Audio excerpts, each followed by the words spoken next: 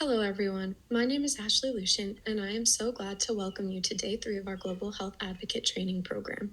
Today's focus is the leader in global health leadership, and this session is about you, about discovering the kind of leader you already are and the kind of leader you want to become.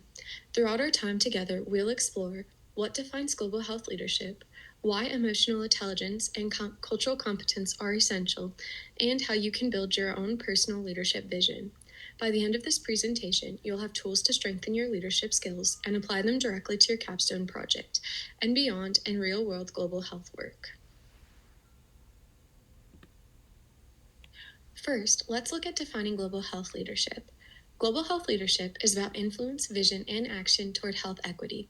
It's not about a title or position. It's about inspiring others and driving collective change for healthier, more equitable communities. Effective leaders in global health share 6 key qualities.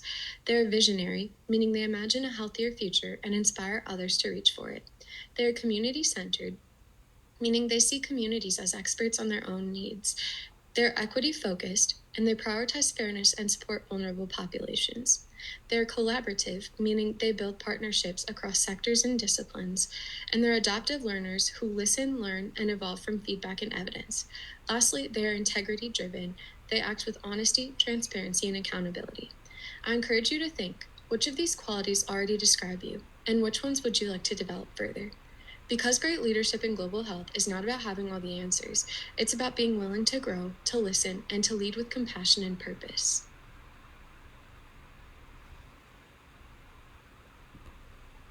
When it comes to creating lasting change, transformational leadership is one of the most effective tools.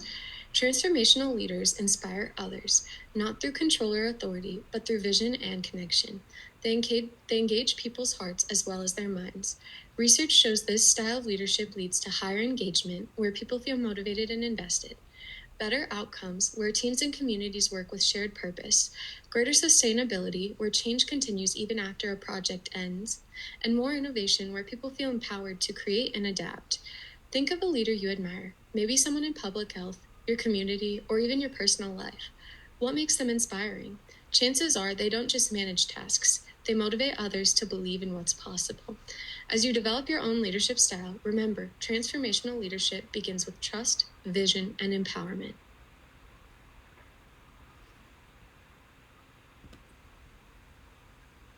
Next, let's talk about 2 pillars that define effective leaders everywhere.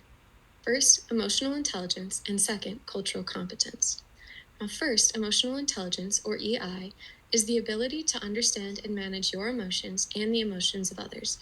In leadership, it is often more important than IQ. The 5 core components of EI are self-awareness, which is understanding your own feelings, strengths, and biases. Self-regulation, which is managing emotions constructively even under pressure. Motivation, which is staying committed to your purpose through challenges. Empathy, or understanding others' perspectives and responding with care. And social skills, which is communicating effectively and resolving conflict easily. These skills allow us to lead people, not just programs. And second is cultural competence. In global health, cultural competence means being able to work effectively across cultures and involves awareness, or recognizing that culture shapes health beliefs and behaviors, knowledge, or learning from the communities you serve, humility, or admitting when you don't know, and staying open to learning, adaptation, adjusting your approach to fit cultural contexts, and advocacy, or ensuring diverse voices are represented and respected. Cultural competence and emotional intelligence together help us lead with both head and heart. They ensure our actions are inclusive, respectful, and truly impactful. Leadership is not something we master once. It's a lifelong journey of reflection, growth, and service. There are 10 key leadership domains that help guide this process, and these include vision, decision-making, communication, emotional intelligence, collaboration, resilience, integrity, cultural competence, learning orientation, and community engagement. Here are a few strategies to keep growing in these areas. First, make sure to seek feedback. Find mentors, colleagues, and community members that will share with you. Then reflect regularly. What worked? What didn't? And what did you learn from it? Find a mentor, someone whose leadership you admire. Build a network. Connect with others who are committed to health equity. And invest in learning. Read, listen, take courses, and stay curious. Now try completing the self-assessment and your training materials. Rate yourself from 1 to 5 on each dimension. Then identify your top 3 strengths and your top 3 areas for improvement. This self-awareness is where real leadership growth begins.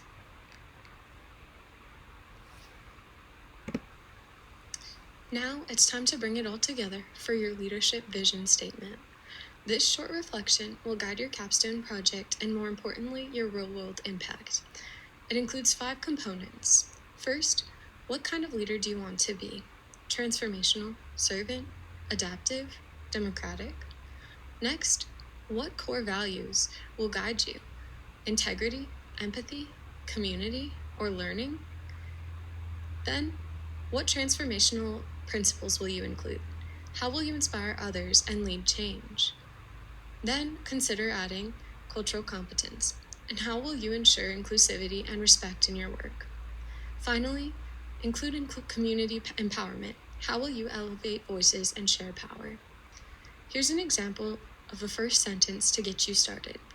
I strive to be a community-centered leader who champions equity and continuous learning by empowering others to create health solutions that last.